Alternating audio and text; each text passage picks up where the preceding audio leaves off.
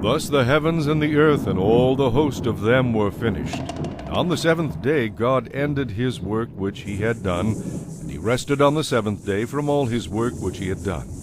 Then God blessed the seventh day and sanctified it, because in it he rested from all his work which God had created and made.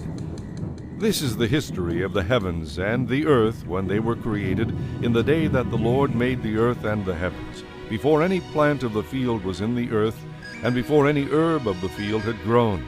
For the Lord God had not caused it to rain on the earth, and there was no man to till the ground. But a mist went up from the earth and watered the whole face of the ground. And the Lord God formed man of the dust of the ground, and breathed into his nostrils the breath of life. Man became a living being. The Lord God planted a garden eastward in Eden, and there he put the man whom he had formed. And out of the ground the Lord God made every tree grow that is pleasant to the sight and good for food. The tree of life was also in the midst of the garden, and the tree of the knowledge of good and evil.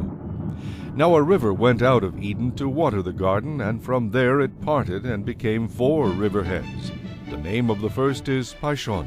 It is the one which skirts the whole land of Havilah, where there is gold. And the gold of that land is good. Bdellium and onyx stone are there. The name of the second river is Gihon. It is the one which goes around the whole land of Cush.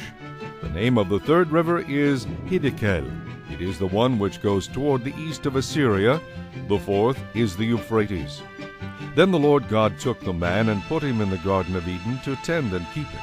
And the Lord God commanded the man, saying, Of every tree of the garden you may freely eat, but of the tree of the knowledge of good and evil you shall not eat, for in the day that you eat of it you shall surely die. And the Lord God said, It is not good that man should be alone. I will make a helper comparable to him. Out of the ground the Lord God formed every beast of the field, and every bird of the air, and brought them to Adam to see what he would call them. And whatever Adam called each living creature, that was its name.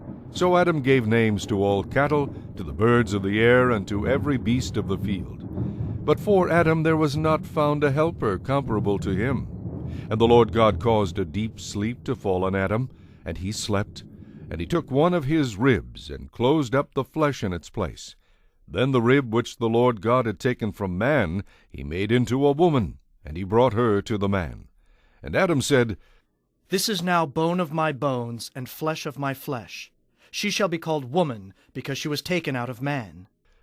Therefore a man shall leave his father and mother, and be joined to his wife, and they shall become one flesh. And they were both naked, the man and his wife, and were not ashamed. Chapter